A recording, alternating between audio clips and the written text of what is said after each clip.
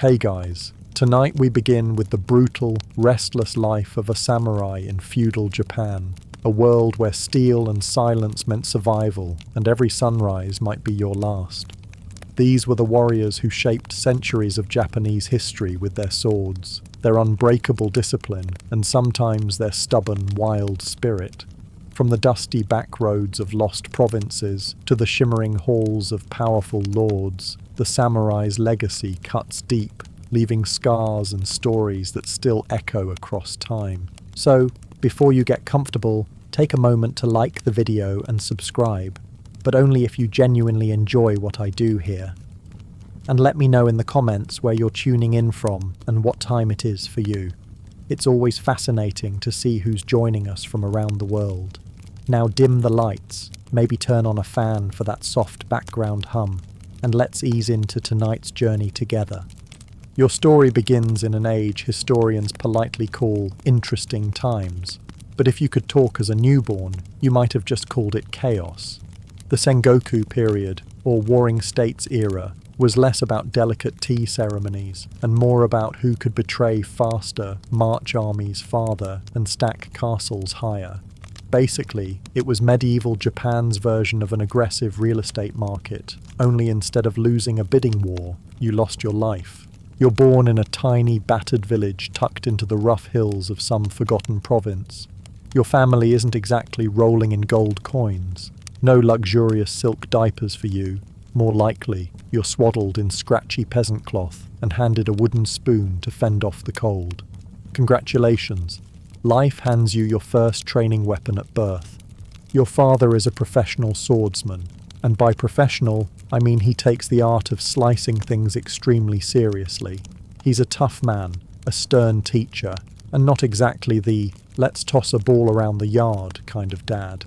His idea of father-son bonding is more like, here's a wooden sword, try not to cry when you fall over. Affection is rare, praise is even rarer.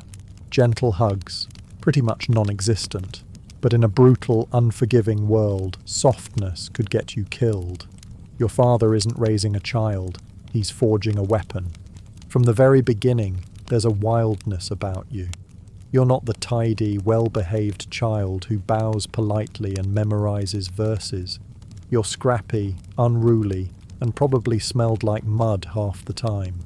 While other kids played tag, you were figuring out how to ambush them from behind a tree and declare victory. Subtle foreshadowing for your future career. In short, from the moment you blinked into the blinding Japanese sun, your fate was already whispering in your ear. You weren't meant for a quiet, peaceful life. You were meant to fight, to wander, to carve your name into history one duel at a time, preferably while looking slightly disheveled. And judging by the state of the country, you were about to get plenty of practice. Your playground isn't a grassy field or a cozy backyard. It's the hard-packed dirt of a samurai village, where the wind smells of smoke, steel, and maybe just a little too much horse. Forget lullabies and fairy tales. Your bedtime stories are about heroic samurai cleaving enemies in half with a single swing. Your crib mobile? Probably a few rusty swords dangling precariously from the ceiling. From the moment you can walk, or rather stagger like a tiny drunk warrior, your father has you gripping practice swords. While other kids are learning to write simple kanji, you're learning how to parry a death blow. Call it an unconventional education. There's no participation trophy in your household. If you lose a sparring match, you don't get a cookie. You get a fresh bruise and a lecture on why hesitation equals death. Your father is a hard man. Legend says he won official duels under some long-forgotten shogunate, but parenting wasn't exactly his strong suit. His love is sharp-edged, practical, and delivered with the subtlety of a cannon blast. Praise. Maybe once, when you didn't fall flat on your face after a heavy blow. Otherwise, silence. Because in his mind, survival is its own reward. And yet, somehow, something in you thrives under this pressure. While other boys dream of feasts and fame, you dream of battle, of reading an opponent's next move before they make it, of holding a sword not just as a weapon, but as an extension of your own heartbeat. You're not pampered, you're not comforted. Instead, you're honed, day after brutal day, like a blade against wet stone. Even as a kid, you start to grasp the cold truth of your world. Victory isn't about being the strongest. It's about being smarter, faster, and just a little bit meaner than the guy across from you. The villagers whisper about you. That wild kid with the stare too sharp for his age. That boy who never cries when he bleeds. Some shake their heads. Others just watch, quietly, as you march down a path where the only certainty is that you won't be the same by the end. But for now, the sun rises again. There's training to do, chores to finish, and lessons in pain waiting just around the corner. Your father wakes you before the first light. Out here, dawn isn't golden or gentle. It's a blue haze crawling over the horizon, chill seeping through the cracks in your family's weathered home. Your bones ache before you even stand. Your mother's already at the fire, stirring a pot of rice thin enough to see the bottom. She hands you a bowl, steam curling like a lost spirit in the dark. There are no words, just the scraping of chopsticks, the rustle of straw, and the soft, tired sighs of people who haven't rested properly in years. Outside, the world is still and sharp. Your father's already waiting, standing in the yard like a stubborn pine tree. The sword in his hand is nothing special, just a battered wooden bokken, scarred from years of hard teaching. He doesn't speak. He never does. He just nods once, and you know what's expected. Training begins before your mind is fully awake. Feet apart, knees bent, hold the sword high, strike, again, again. The rhythm is unforgiving, a drum beat that drowns out every other thought. The air is so cold it stings your lungs. You sweat anyway. Your hands blister. When you falter, the bokken cracks against your arm, a reminder that mistakes hurt more than your pride. Sometimes you glance up, hoping for a word of encouragement. There isn't one. The only praise you get is a slightly smaller scowl when you manage not to flinch. After drills, your father leads you into the woods beyond the village. Here, under a canopy of tangled branches, he tests your senses. Sometimes it's balance, standing on a slippery log above a freezing stream. Sometimes it's focus, tracking the distant movements of a deer, silent as a shadow. Sometimes he just vanishes, leaving you to find your way home with nothing but your memory and your own stubbornness. You stumble, you fall, you get lost, and each time you claw your way back, it feels like you've won something, though no one is around to see. If you're lucky, there are other kids at the training ground, a makeshift clearing, dust swirling beneath their feet. Some you know from chores, others only from the bruises you trade during sparring. There's a pecking order, even among children. The strong push the weak. The clever find ways to avoid the strong. Fights break out over nothing. A look, a rumour, a stone thrown too close. You learn to watch, to wait, to pick your battles, because every friend can be a rival, and every rival could someday save your life. No one wears fancy armour here. Your practice clothes are patched and faded, stained with sweat and mud. Blisters bloom across your palms. Sometimes blood mixes with the dust, turning your grip slick and your patience thin. But you never complain, not out loud. Complaining earns you nothing except more drills, more scorn, more proof that you aren't ready. After training, you trudge back to the village. The sun is barely up, and already your arms feel like lead. There's no time to rest. Chores wait, hauling buckets of water from the river, splitting wood, sweeping the yard clear of last night's wind-blown leaves. Your mother doesn't coddle you either. She glances at your bandaged hand, raises an eyebrow, and wordlessly hands you a heavier bucket. Life is pain, her eyes seem to say. Get used to it. You do. Midday brings a short break, if you can call it that. You squat in the shade with the other boys, bowls of rice gruel cooling in your laps. Conversation is always about training, rumours of bandits, or the occasional whisper about a samurai who passed through the next town over, armour gleaming, horse proud, sword at his hip. It's the kind of story that makes you sit a little straighter, makes your heart pound. For a moment, you almost believe you'll be that person one day, striding through the world with nothing to fear. But then a neighbour stumbles by, clutching his side, mumbling about taxes and debts, and the fantasy fades. The real world is always hungry, always demanding. Afternoons, you go to the temple school. It's a cramped, smoky room attached to the back of the shrine, filled with restless boys, bored girls, and a priest with eyebrows like angry caterpillars.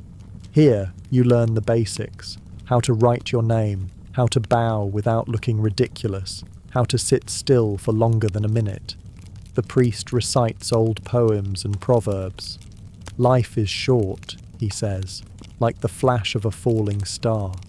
He talks about honour and the impermanence of all things. Sometimes when he catches you staring at a drifting petal or the way sunlight hits the floor, he just nods. Maybe he understands what it's like to want more than this. You copy lines of kanji until your wrist cramps, the ink smudging your fingers black. Outside, wind rattles the bamboo. Sometimes a bird calls out, a shrill, lonely cry, and you wonder if it's singing for freedom or just trying to be heard. But school is only a pause in the cycle. As soon as the lesson ends, you're back to drills, back to work, back to the weight of your father's expectations. Dinner is simple. Rice if you're lucky, pickles if the garden's been kind, maybe a sliver of dried fish if your mother bartered well. The family sits in silence. There is no talk of dreams, only of what needs doing tomorrow. You eat quickly, muscles aching, eyelids heavy. Sometimes after dinner, your father tells stories, not fairy tales. These are tales of blood and steel, of samurai who fought for honour or lost everything to pride. He talks of men who died well and those who died badly. Fear is nothing, he says, if you have purpose. The fire crackles low. Shadows leap on the wall, and you listen, not sure whether the stories are meant to comfort or warn you. On rare nights, your mother hums a quiet tune, old and slow, while she mends your clothing by firelight. You pretend not to notice the softness in her voice, the sadness in her eyes. You fall asleep on a thin mat, every muscle sore, the day's bruises a reminder that tomorrow will be just as hard. In your dreams, you fight invisible enemies, run through endless forests, climb impossible mountains. Sometimes you win, sometimes you lose. Every morning, you wake up, tired, hungry, but still here. Pain, you realize, is a teacher. It doesn't care if you're ready. It doesn't wait for you to catch up. It just shows up every day and asks you what you've learned. And little by little, you do learn. Not just how to hold a sword or how to take a hit, but how to survive, how to watch, how to be ready for whatever comes next. In a world that doesn't care if you break, you get stronger, quieter, sharper. Not because anyone tells you to, but because the world gives you no other choice. You're not special, not yet. You're just another nameless kid in a world of dust and steel, trying to carve out a place for yourself before someone else does it for you. But somewhere inside, a stubborn ember glows. Tomorrow, you promise yourself, you'll swing a little harder, stand a little straighter, make your father scowl just a little less. For now, you close your eyes and let sleep pull you under, knowing dawn will come too soon, and with it, another lesson in the brutal art of being samurai. You wake to the sound of distant bells. They echo over the rooftops, mixing with the low voices of early risers and the clatter of a merchant's cart creaking through the main street. The air smells of wood smoke and river mud, thick with the promise of another long day. In the weak morning light, you rub your eyes, stretch your bruised arms, and wonder if there will ever come a time when your bones don't ache. No one's waiting for you to get up. That's your job now. There's a strange hush over the village this morning, the kind that means something's about to change. As you help your mother hang laundry behind the house, you notice the other villagers whispering, glancing down the road. Children gather in clusters, too restless to play. A dog barks, sharp and sudden, then falls silent. You feel it, a tension, a nervous energy, buzzing beneath the ordinary work of the day. Then the cry goes up. The Lord's men are coming. You know the drill. Drop everything. Scramble inside. Brush dirt from your kimono. Stand up straight. The procession is hard to miss. Armoured men on horseback, banners snapping, retainers marching 2 by 2. At the centre rides the daimyo's steward, stern-faced, scanning the crowd like a hawk. He reads out names, including your father's, and in that instant you feel your world narrow to a single thread. Your family is summoned. You try not to stare. You fail. Your father is stone-faced. He bows low, murmurs a reply, gathers his things. There's no time for goodbyes, just a nod at your mother and a last lingering look at you. The message is clear. Stand tall. Don't embarrass the family. Keep your head down. You follow, heart pounding, unsure if you're walking toward greatness or disaster. The daimyo's estate sits atop a hill, imposing and distant, its gates watched by armoured guards. You climb the path, sweat prickling your back despite the morning chill. Retainers line the walkway, each more finely dressed than the last. You do your best to ignore their sneers, their not-so-quiet whispers about country peasants and low-born brats. Even here, the pecking order is ironclad. You learn fast to bow deeper, keep your eyes on the ground, speak only when spoken to. Inside the great hall, the air is thick with incense and nervous anticipation. Warriors kneel in careful rows, armour polished to a dull shine. At the far end sits the daimyo himself, robed in layers of silk, gaze as sharp as a sword edge.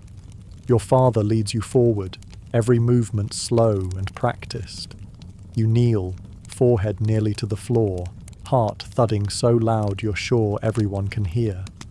The daimyo's voice is steady, low, commanding.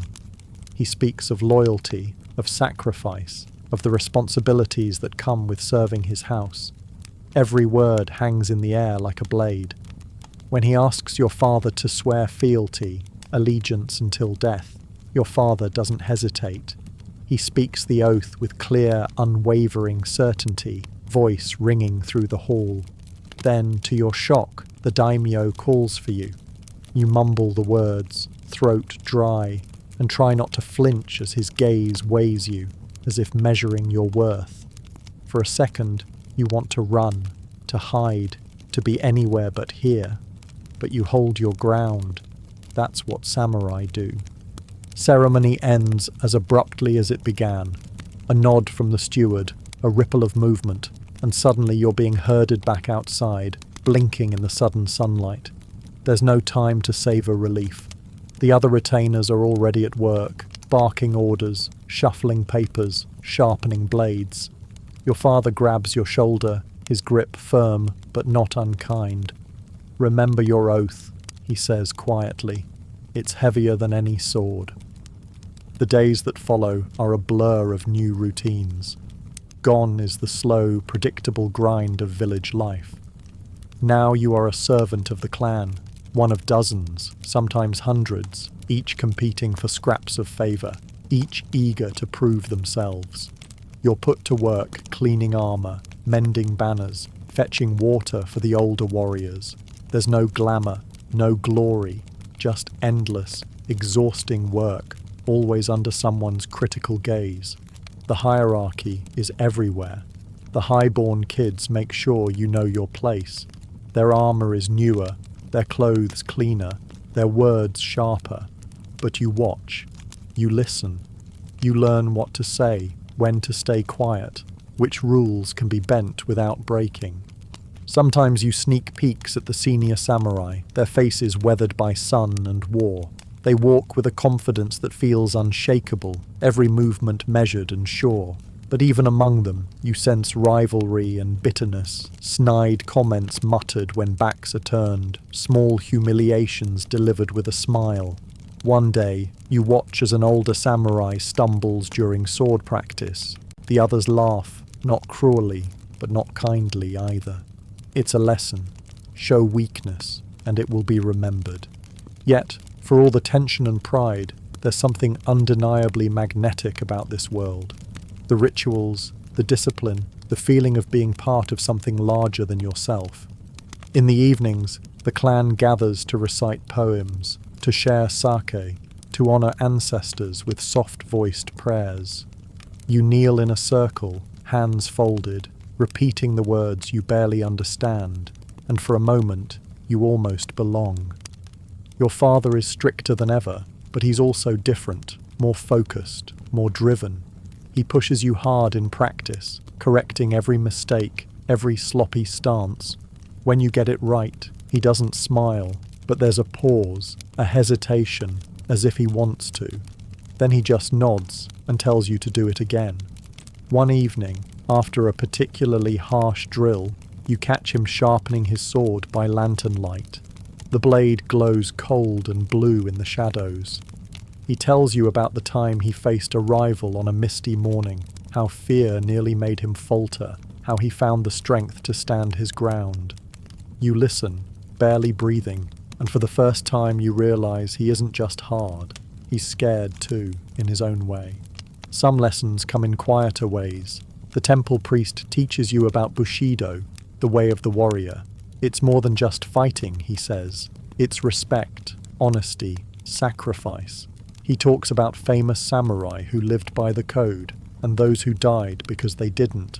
The stories are meant to inspire, but sometimes they just confuse.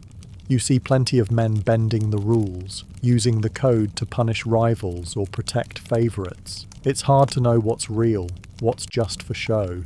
One afternoon, you're sent to deliver a message to the Lord's advisor. He's a small, sharp-eyed man who barely looks up as you bow. He asks you a question, something about the harvest, and when you stumble over your answer, he laughs, waving you away. You'll learn, he says, and you're not sure if it's a promise or a threat. The punishments here are legendary. Step out of line, and you might spend a night kneeling in the cold or scrubbing floors until your hands bleed. Sometimes, if a mistake is serious enough, the punishment is public, lashings in the courtyard, or worse. You see one man forced to strip off his armor, bow low, and accept blame for something he probably didn't do. The clan watches in silence. When it's over, no one speaks about it again. Still, there's beauty tucked into the cracks of daily life. Rituals before meals, bowing to the sunrise, the careful, almost loving way an older samurai oils his sword.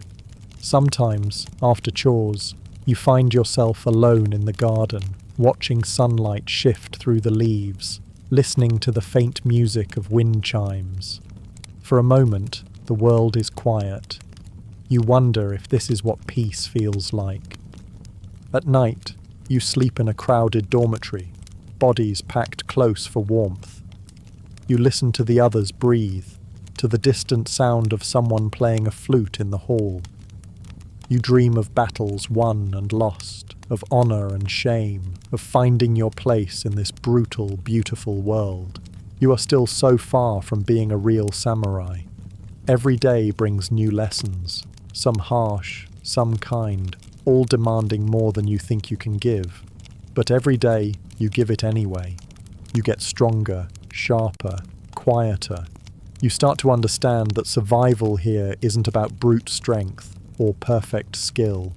It's about patience, endurance, the willingness to keep going, even when everything inside you wants to stop.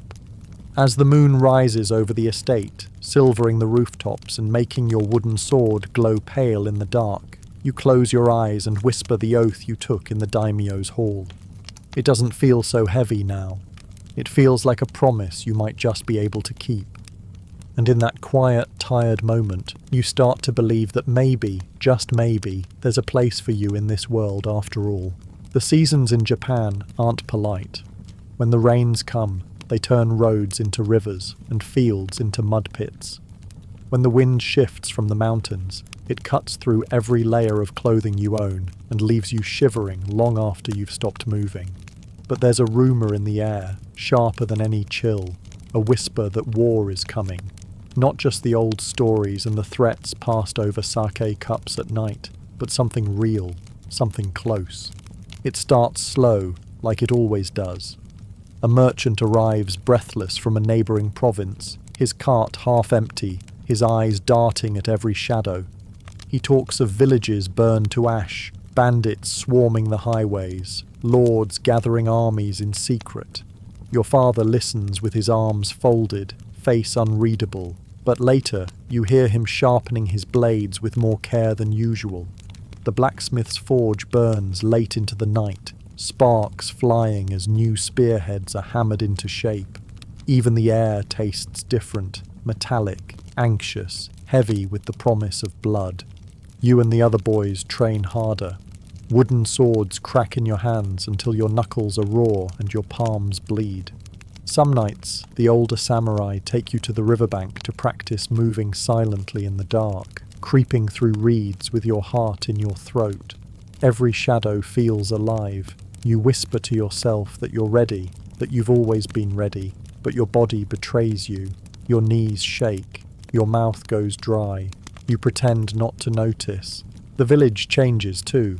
Farmers patch the roof with whatever they can find, stacking rocks against the walls, digging hidden pits at the edge of the rice fields. Mothers count sacks of grain, dividing them into piles, one for the Lord, one for the army, and a much smaller one for the family. Children are quieter, eyes wide and unblinking as they watch men practice with bows or sharpen naginata in the square. Everyone moves with a purpose, as if keeping busy can keep fear away. Then, one morning, the call comes. You're roused before sunrise by the sound of a conch shell, long and mournful. Men from the estate ride down the hill, armour shining in the pale light. The message is short. Every able-bodied man and boy is to report to the main gate. You don't have time to think. You dress in your best, such as it is, tying your belt tight and grabbing your sword with hands that only tremble a little. Your mother stands in the doorway, lips pressed tight, fingers clenched in her sleeves. She pulls you close for a moment, her arms warm and strong, then lets you go. There are no speeches, no good luck charms, only a final silent look, a promise that you'll come back, and a fear that you won't. The march begins. It's less a parade than a ragged procession. Samurai in battered armour, farmers with sharpened sticks, a handful of old soldiers remembering the last time they were called up. You fall in line behind your father, every footstep echoing in your chest. The road out of the village is familiar, but suddenly strange. Every bend and tree alive with possibility. Somewhere up ahead, drums beat slow and steady, pulling you toward whatever comes next. The journey is grueling. Mud sucks at your sandals, sweat runs into your eyes, and the weight of your gear grows heavier with every mile.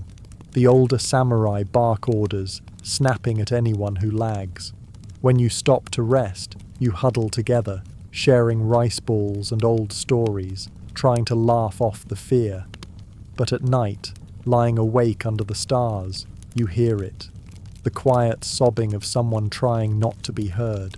The rustle of armour as men shift restlessly, unable to sleep. On the third day, you reach the outskirts of another village, only to find it deserted. Houses stand empty, doors swinging open, fires still smouldering in abandoned hearths. There's a feeling of being watched, as if the ghosts of the place are hovering just out of sight. You grip your sword tighter and move a little closer to your father. The first real test comes suddenly. An ambush on the road, arrows slicing through the dawn, chaos erupting all around you. Men scream, horses rear, someone shouts your name, but the world has shrunk to the weight of your sword and the hammering of your heart.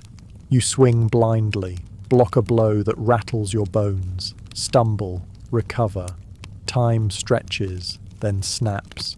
When it's over, the silence is worse than the noise. You stand on shaky legs, blinking at the blood on your hands. Some of it isn't yours. You taste iron in the air, feel your body vibrating with fear and exhaustion. Around you, the survivors gather, checking wounds, counting losses. The old men mutter prayers, the younger ones stare blankly at the sky. You're not sure if you should cry, scream, or throw up, so you do none of them. Instead, you find your father. He nods once, eyes as hard as stone, and that's all the comfort you get. After the ambush, everything changes. The men who laughed and joked on the road are quieter, more careful. You move in tighter groups, watching the trees, jumping at every rustle of leaves. Food runs low, water tastes stale. Tempers flare over nothing, a missing rice ball, a careless remark. You learn to keep your mouth shut, to save your strength for what matters. You see things you'll never forget. A burned-out farmhouse, the roof collapsed and the walls smeared with soot. A field trampled by horses, the crops crushed and rotting in the sun. Once, you find the body of a dog, belly swollen, fur crawling with flies. The world feels smaller, crueler. You wonder if you'll ever see home again. Still, you march on. The army sets up camp in a clearing, ringed by pines. Fires crackle as night falls, the smoke curling up to meet a sky thick with stars. You eat in silence, staring at your hands, trying to wash away the blood and dirt. Older warriors huddle around the flames, trading stories of past battles, voices low and careful. You listen, trying to catch the lessons hidden in their words. Your father sits with you, silent as ever. He sharpens his sword, the rhythmic scrape of stone on steel oddly comforting. He doesn't talk about the men you lost, the friends who didn't make it through the ambush. He talks about duty, about endurance. You don't win by being stronger, he says. You win by lasting longer than the fear. One night, a priest visits the camp, his robes dusty from the road. He offers prayers for the fallen, murmuring sutras into the firelight. Men bow their heads, some quietly weeping, others stone-faced and silent. You don't know what to pray for. Victory, survival, the chance to go home. In the end, you just hope to see another morning. And then, at last, the call comes again. Another march, another battle, another chance to prove you belong here. You steel yourself, stand tall, and walk out under the open sky, knowing the world will never look the same. When you return to camp after another skirmish, you notice how much quieter everything feels. The air is thick with fatigue and the unspoken names of those who didn't return. The wounded are tended to by candlelight, their faces twisted in pain, their voices thin as thread. Some will heal, some won't. You help where you can, fetching water, holding a hand, reciting the prayers you barely remember from temple school. The nights are colder now, and you curl up under your cloak, shivering, listening to the wind whip through the trees. Sometimes you think of home, the scent of your mother's cooking, the way your father's face softens when he thinks no one is looking. You wonder if they're thinking of you, or if they're just trying to get by day after day, hoping the fighting will end. War doesn't end cleanly. It leaves scars, not just on the body, but on the mind. You wake some mornings with your heart racing, memories of screams and fire, and the taste of fear lingering on your tongue. But you get up. You carry your sword. You do your duty, because that's what's expected, and because you don't know what else to do. Every day you feel a little older, a little harder. The boy who once trained in the dusty yard with a wooden sword feels far away now, like a dream from another life. You're still not sure what it means to be a samurai, but you know it's not just about fighting. It's about bearing witness to pain, carrying it with you, and moving forward anyway. At dawn, as you watch the mist rise over the camp, you realize you've survived. Maybe that's enough. Maybe, in this brutal world, survival is the closest thing to victory you'll ever know. War doesn't end with the sound of a drum or a line drawn on a map. If you're lucky, you get to limp home with your armour in one piece and your name still whispered in the right tone. But peace for a samurai, it's just a different flavour of hard. The road back to the village is quieter than when you left. The banners are gone, the drums packed away, and everyone walks a little slower, older, heavier, like they left something out there in the mud and the noise. You're not even sure what you're supposed to feel, relieved, proud. Mostly, you just feel tired right down to the bones. When you finally see the crooked rooftops and the winding river, it doesn't feel like a triumph. It feels like someone pressed pause on the storm. You pass neighbours who glance away, not sure if they should say welcome back or just pretend you never left. Your mother sees you before anyone else. She doesn't cry, doesn't hug you tight, but her hand lingers a second longer on your shoulder, and her eyes say everything her words won't. But there's no celebration, no rest either. As soon as you unpack your things, what's left of them, you're back to work. Only now, you're working for the clan, not just your family. Samurai in peacetime are less sword and more shadow. Your orders are simple, but nothing about them is easy. Collect taxes, enforce the laws, make sure everyone remembers who's really in charge. No one loves the tax collector, especially when he's carrying a blade. You walk the fields and narrow roads, writing down how much rice each farmer owes, keeping a careful eye out for anyone hiding grain or giving you that just try me look. Some families bow low, offering neat piles of rice, but most glare or mutter under their breath. You hear the names, dog, leech, traitor, mumbled just loud enough to sting. Every time you knock on a door, you feel the weight of that old code, honour, loyalty, justice, rubbing against the messiness of reality. It's easier to swing a sword than to tell a hungry mother she has to give up half her harvest. Sometimes the job means tracking down bandits, real ones this time, not just frightened boys from the next village over. You gather a few trusted men and head into the forest, moving quiet, careful, like you're part of the trees themselves. Sometimes you find them, scruffy and desperate, armed with nothing but kitchen knives and bad luck. There's no glory in these fights. It's quick, brutal, and always messy. Afterward, you stand in the smoky half-light, wondering if you're the hero or just another problem in someone else's story. And then there's justice. When tempers flare over land, water, money, it's your job to sort it out. Sometimes you sit in the middle of a shouting match, both sides red-faced and spitting, and you're supposed to know who's right. You try to be fair. You try to remember those temple lessons about balance and mercy. But sometimes, the law is the law, and you do what's required. You've seen enough punishment to know what a lash feels like, what a public shaming does to a proud man. You give out judgment with a steady hand and pray that no one will remember your face next spring. Nights are different now. You're not a child who can slip into sleep with a clear mind. Sometimes you lie awake on your mat, replaying the day's arguments, the faces of angry neighbours, the silent tears of the widow you couldn't help. You stare up at the beams of your home and listen to the wind move through the rice fields, wishing you could go back, just for a night, to before you knew what it meant to have power over other people's lives. Still, there are small mercies. The village feels safe, at least for now. You hear laughter in the distance, children who weren't old enough to march, chasing each other in circles. The old men gather outside the tea house, playing Go and pretending not to watch you pass by. You find a strange comfort in routine.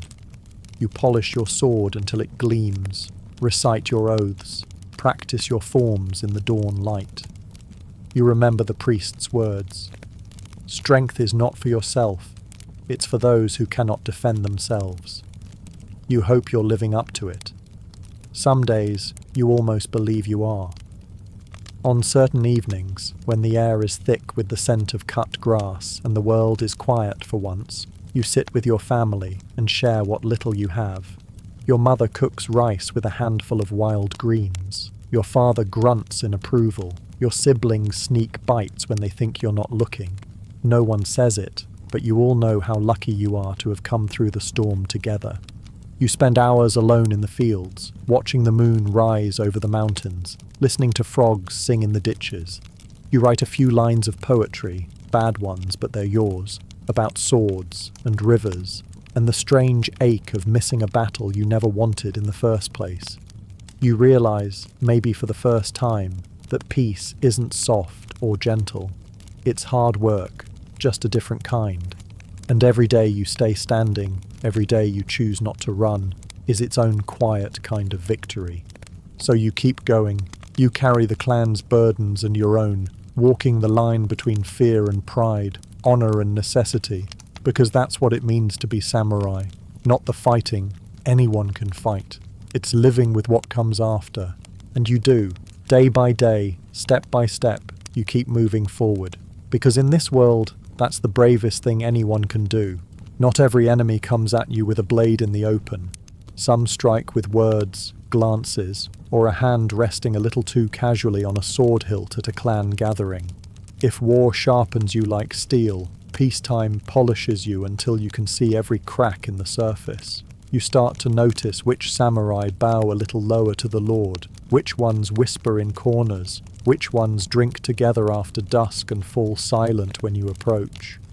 There's an art to survival here, and it has less to do with swordsmanship and more to do with reading the room.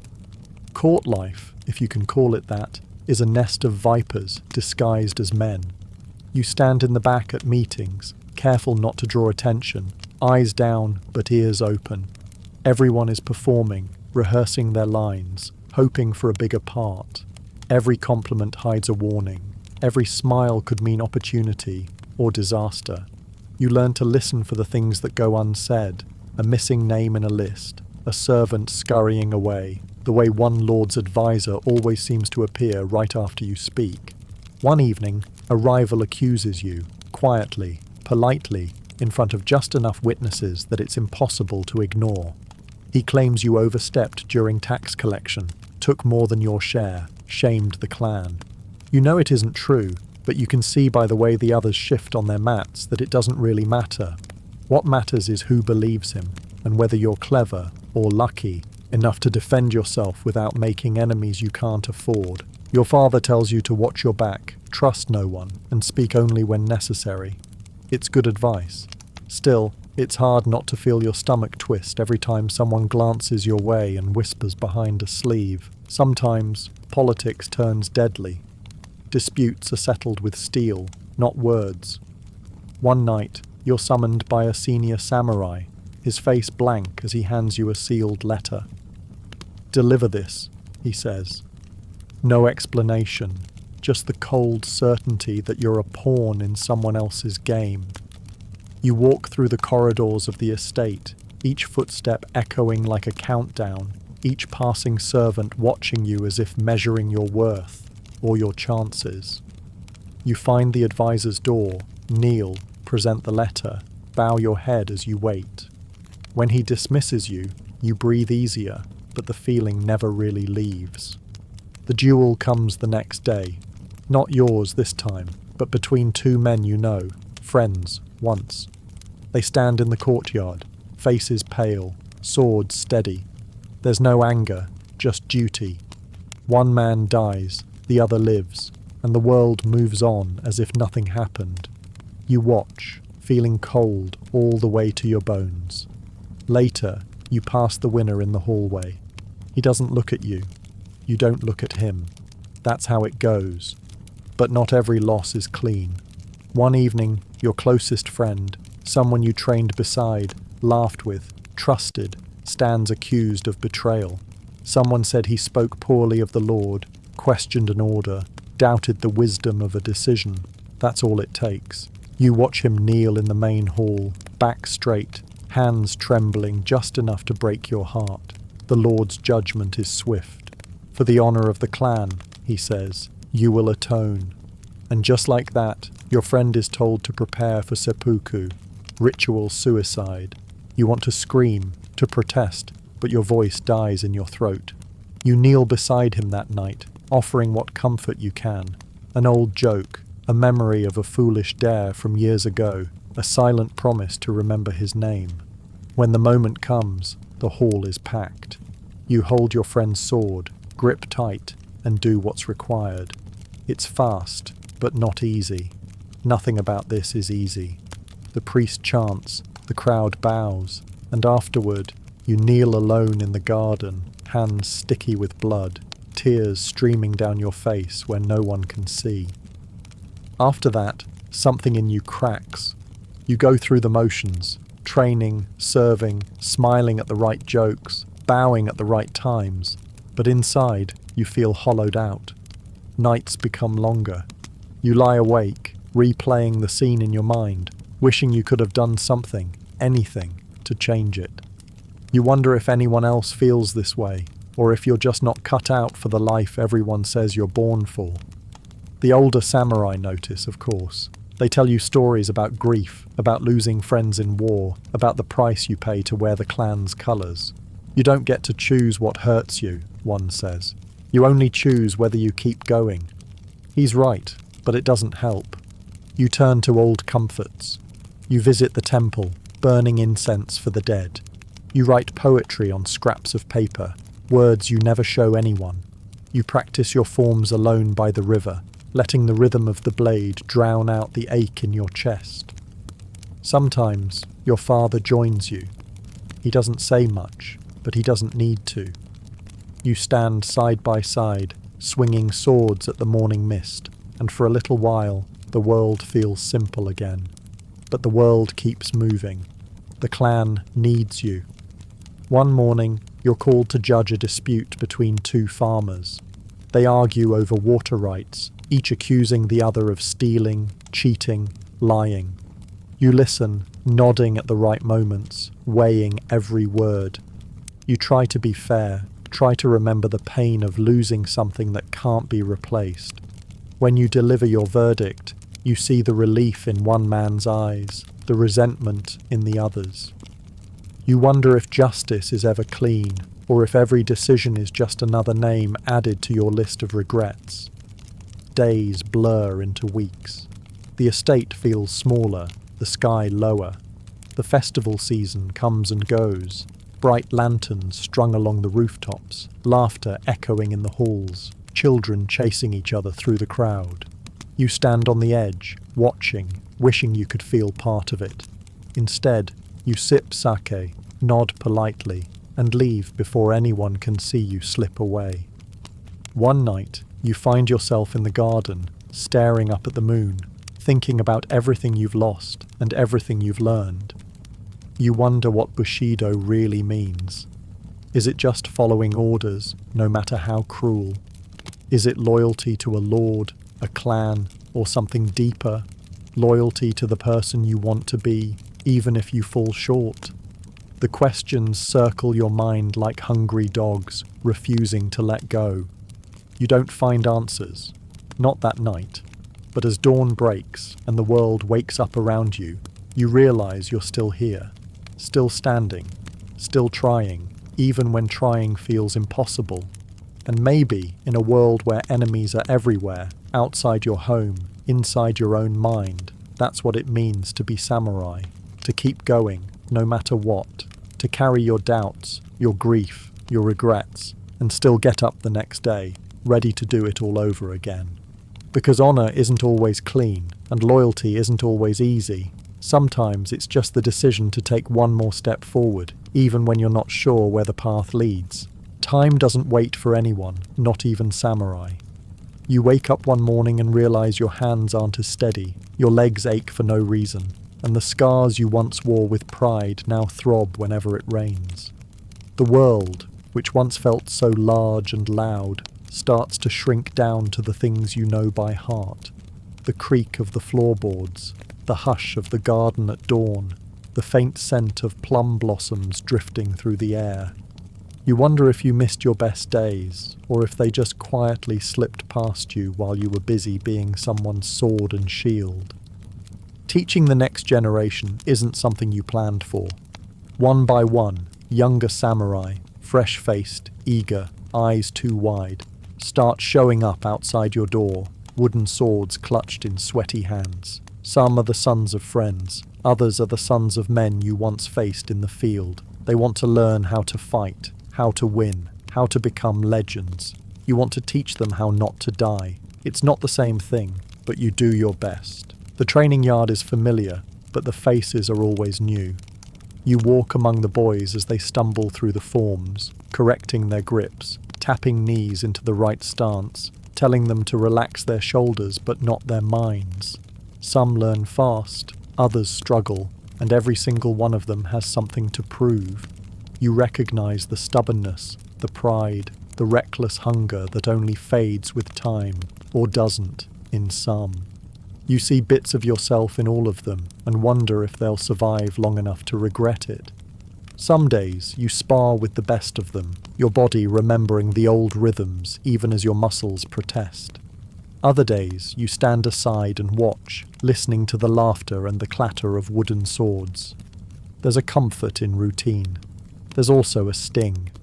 When you see a boy fall and get back up, bloodied but grinning, you remember what it was to be fearless and unbreakable, or at least to believe you were.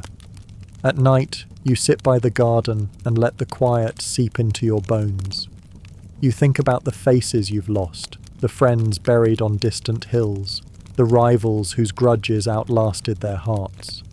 Sometimes you drink too much sake and write poems on scraps of paper, words about the moon, about longing, about regrets that never quite fade. You never show them to anyone, but the act of writing helps. A little. Your father is gone now, buried in a corner of the family plot under a crooked pine tree.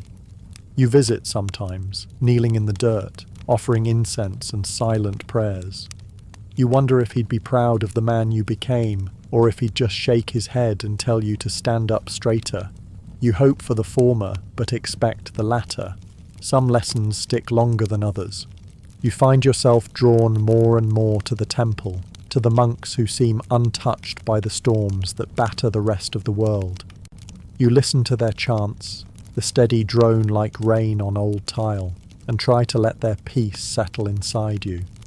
You talk with the old priest, the same one who once scolded you for daydreaming in class. He doesn't offer answers, just more questions. What does it mean to live well, to die well, to forgive? You tell him you don't know. He just smiles and says, "No one does." That's why we keep asking. The festival season rolls around again, paper lanterns strung along the rooftops, children racing through the alleys, old women selling sweets from carts. You wander through the crowds, invisible in your faded kimono, nodding at old friends, trading jokes with the merchants, watching as the world spins on without you. For a moment, you feel the urge to join in, to dance or sing or laugh until you're breathless. But the feeling passes, and you find yourself back at the edge of the garden, listening to the music from afar. Love, too, is a memory. There was someone, once, a smile in the rain, the warmth of another body beside you on winter nights. Maybe you let her go. Maybe she chose another path. Maybe the world pulled you apart. You tell yourself it was for the best, that samurai don't have room for such softness. Still, sometimes you wonder what a different life would have felt like. A life where you were just a man, not a weapon.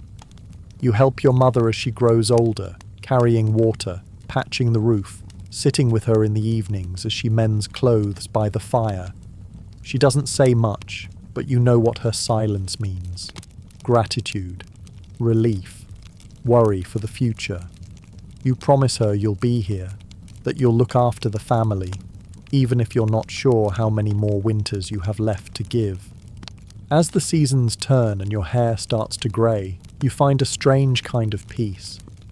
The ambition that once burned in your chest is just a low, steady ember now. You don't need to win every fight, prove every point, claim every prize. You've learned, slowly, that the world doesn't owe you meaning. You have to find it yourself, in small acts of kindness, in the care you give to others, in the simple act of waking up each morning and doing what needs to be done. Sometimes, on quiet afternoons, you sit with the monks in the temple garden, watching the carp glide through the pond, listening to the wind in the bamboo.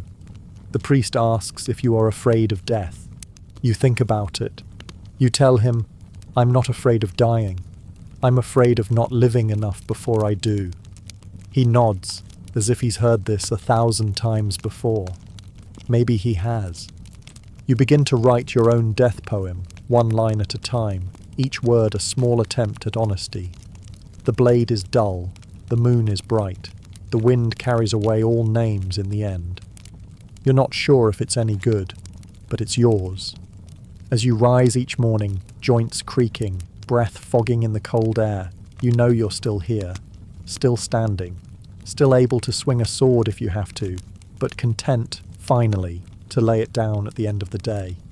Maybe that's the real secret of the samurai life, not the glory or the battles, not the legends carved in stone, but the quiet, persistent courage to keep going, to teach the next ones, to forgive yourself for what you couldn't change, to look at the sky, see the clouds drifting, and know that even in a life marked by hardship and violence, there is beauty and meaning left to be found. And so you live, one more day, one more season, one more turn of the moon, grateful for the quiet, grateful for the chance to pass on what you've learned, grateful, above all, to still be here. There comes a season when the battles stop finding you, and the world grows quieter than you ever thought possible.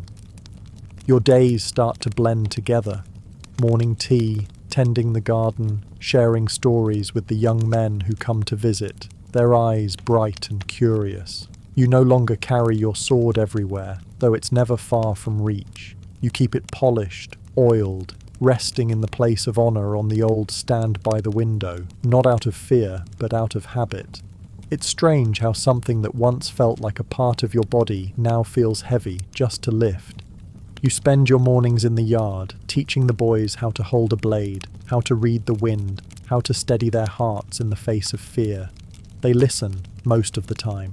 Some roll their eyes, some nod along, and some watch you with the same nervous excitement you remember having when you were young.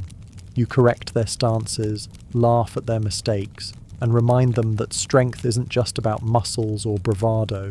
It's about patience, kindness, and knowing when not to fight. The old you would have scoffed at that. The new you says it twice, just to make sure they hear. The world outside your village changes, whether you want it to or not. You hear rumours of peace, real peace, not just the thin, uneasy quiet between battles. Daimyo make treaties, new laws are written, roads are repaired. People begin to talk about the future like it's something they might actually reach. At first, you don't trust it. You watch and wait, expecting the old pattern to return. One more rebellion, one more summons, one more fight. But the drums never come. The years pass. The old ways fade. One afternoon, a messenger arrives, bowing low in the dust. He brings news from a distant city. One of your students has become a captain, respected and admired, famous for his fairness rather than his skill with a blade. You feel a flicker of pride, sharp and unexpected, as if you've been handed a trophy you didn't know you were competing for. You think of your father, of all the teachers who came before, and for the first time, you understand what it means to pass something on. Maybe this is what victory looks like now. There are still moments when old ghosts come calling. Sometimes, on long walks through the rice fields or late at night when the wind howls against the shutters, you see faces you haven't seen in years. Friends lost in battle, rivals who challenged you, even the men you judged or punished because you thought you had to. Their voices aren't angry. If anything, they're quieter now, gentler, as if forgiving you for being just another man doing his best in a world that rarely lets you choose. You keep up old traditions even as the world shifts. Every year, you write your family's names on strips of paper, offering them at the temple during the Lantern Festival. You kneel in the incense-thick hall, watching the flicker of candlelight and listening to the monks chant prayers for the dead. You add new names each time: your father, your mother, friends, students, even the ones you never understood. It feels important, even if no one else remembers who they were.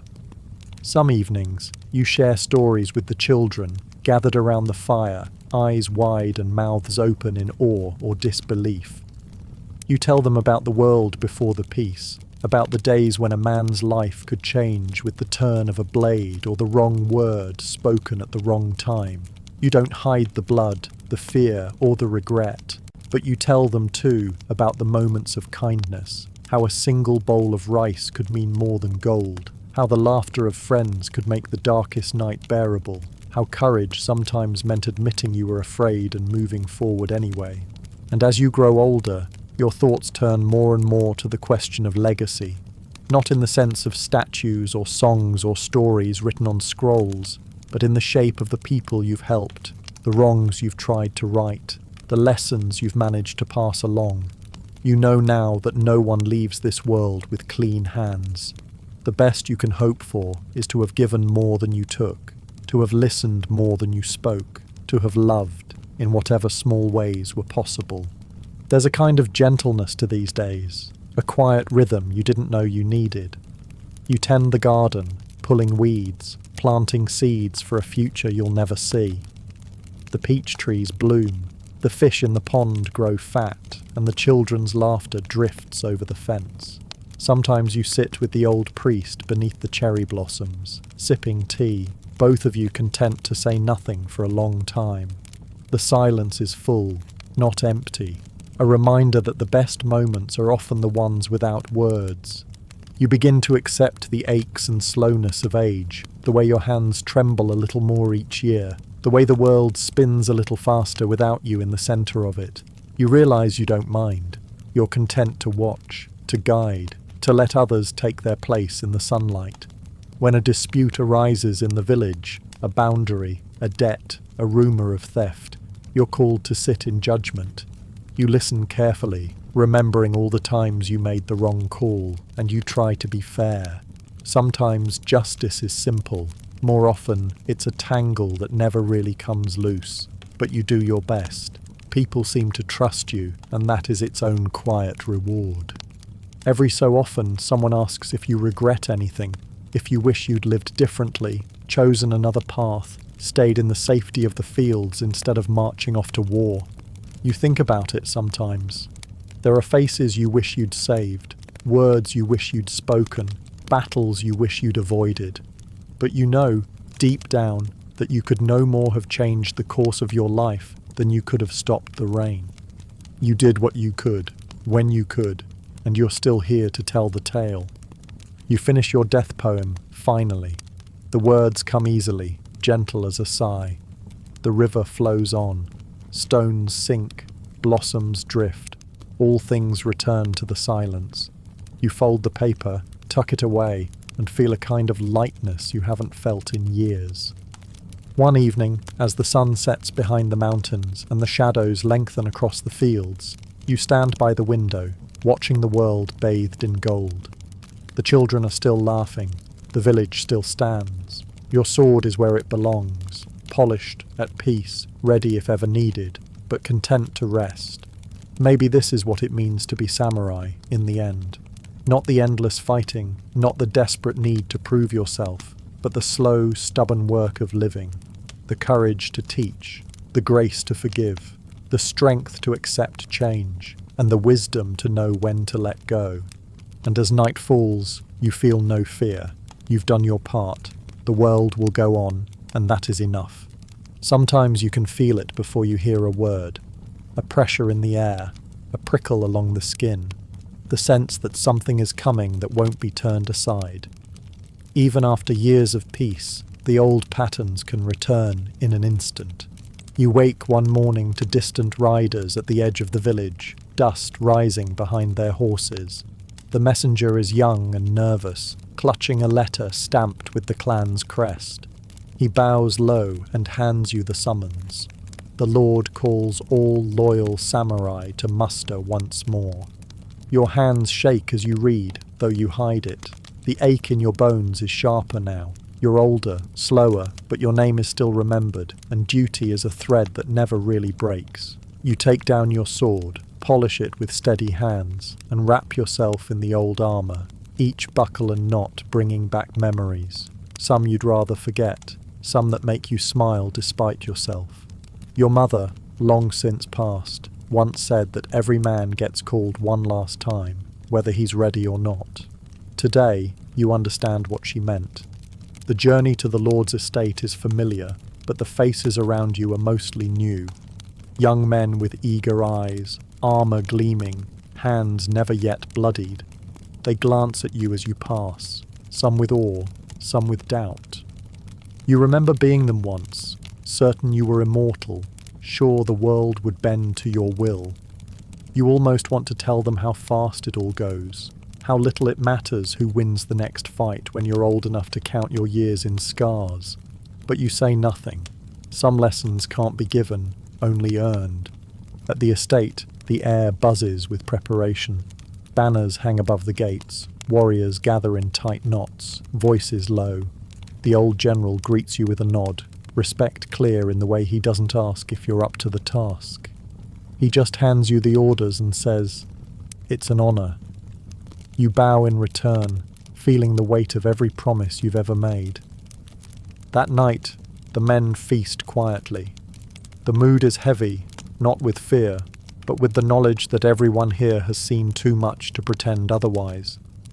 You watch the flames flicker in the courtyard, the faces turn toward the light and away from the dark.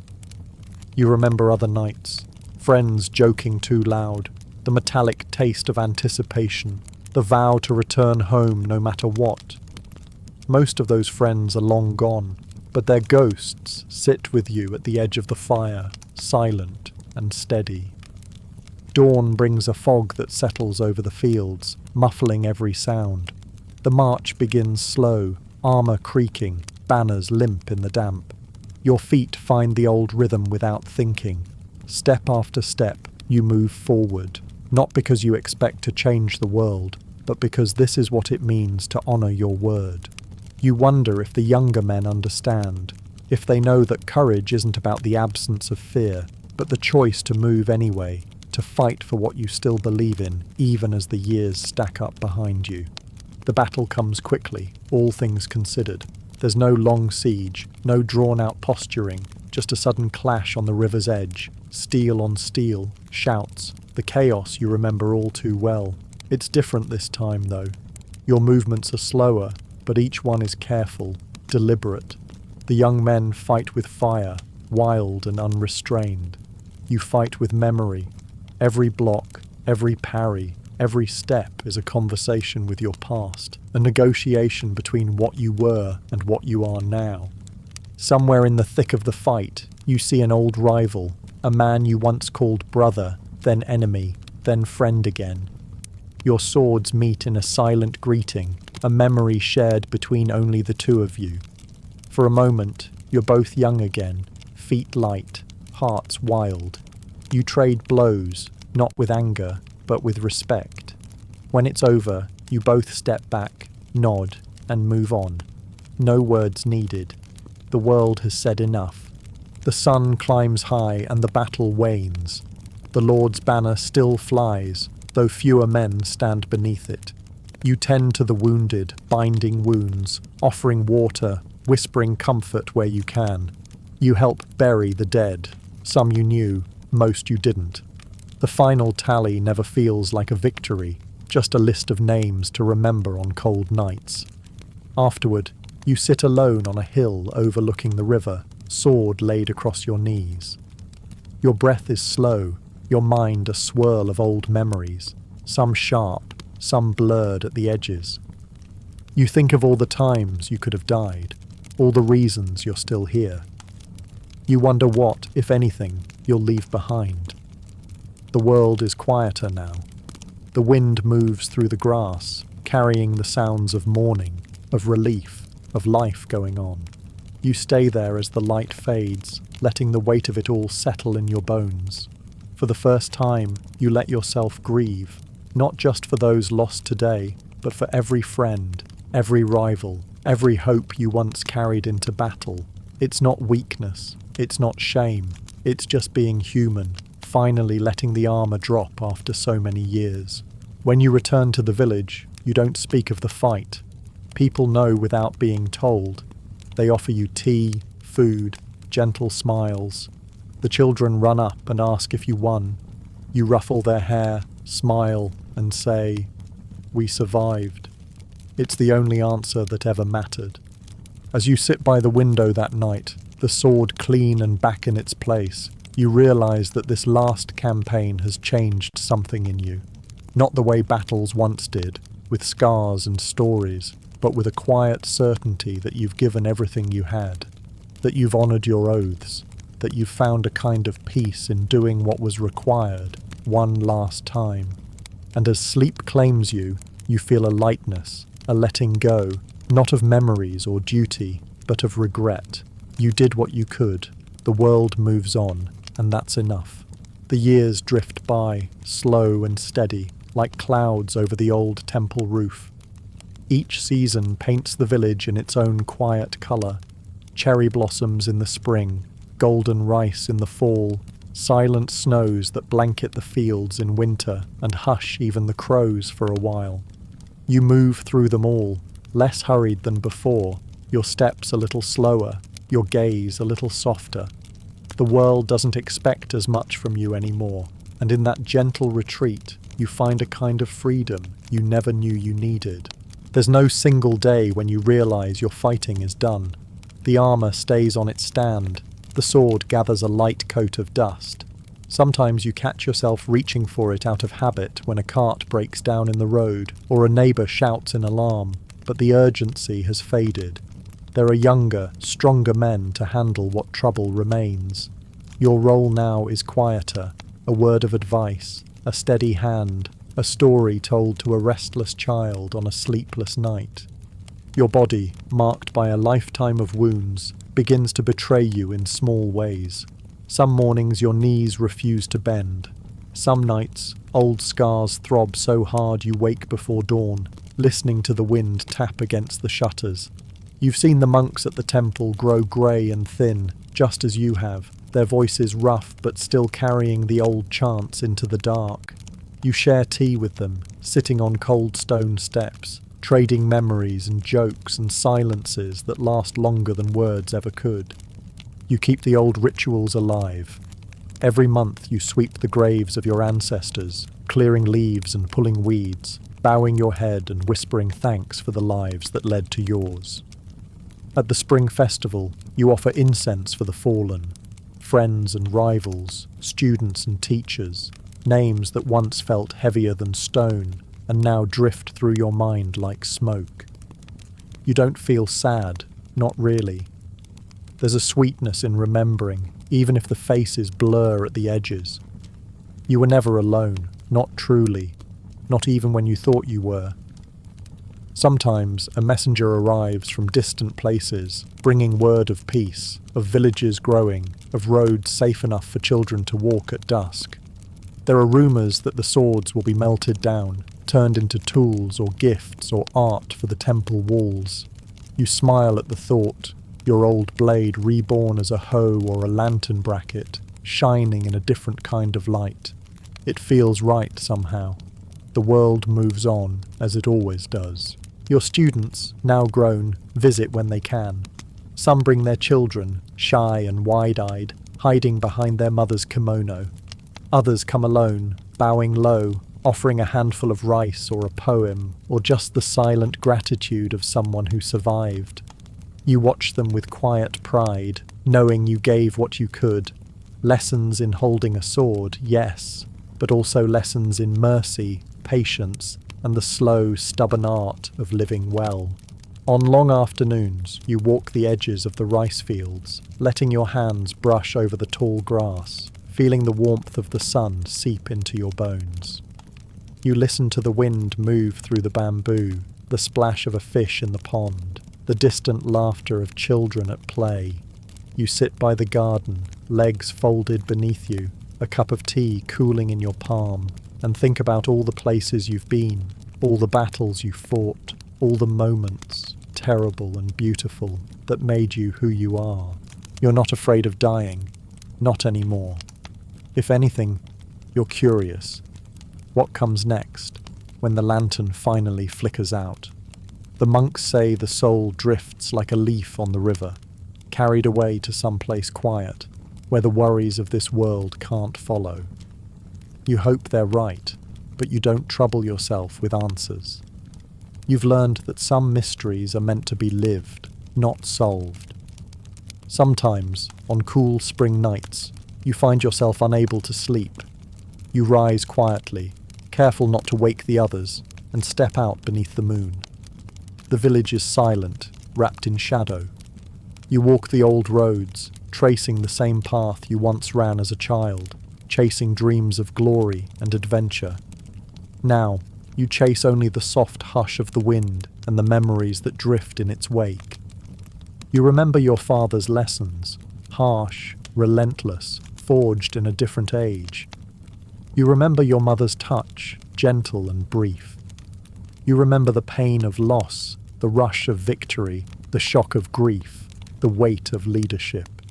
You remember laughter too, the jokes whispered in the rain, the meals shared after a long day, the small kindnesses that kept the darkness at bay.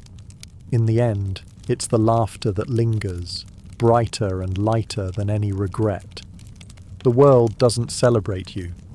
There are no songs sung in your honor, no statues carved, no scrolls recording every deed. Your legacy is quieter, a row of plum trees blooming along the path, a child learning to hold a sword with steady hands, a neighbor smiling as she offers you rice at the festival. You realize at last that this is enough. The life you lived was not wasted. It was simply lived, one step at a time, through all its storms and calms. As the years close in, you finish your last poem. You write it simply, without drama or pride, and tuck it away where only you will know. You spend more time by the garden, less by the sword. You listen more, talk less, finding comfort in the rise and fall of everyday sounds, the sweep of a broom, the call of a bird, the laughter of children chasing fireflies at dusk. One quiet evening, you settle onto your mat, feeling the warmth of the hearth, the softness of an old blanket, the steady rhythm of your breath. You close your eyes and let your thoughts wander through every season, every lesson, every face that passed through your life. You feel a peace settle over you, slow and gentle as a summer rain. You did what you could. You forgave what you had to. You loved where you could, and tried not to hold on too tightly to what could never be yours.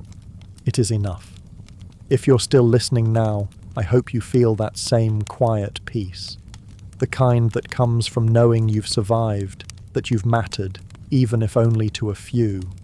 That in this long, brutal, beautiful story, you found your way through every night to the next morning, and now, finally, you can rest.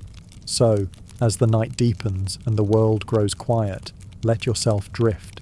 Listen to the wind in the trees, the faraway bell from the temple, the soft hush of your own breathing. You are safe.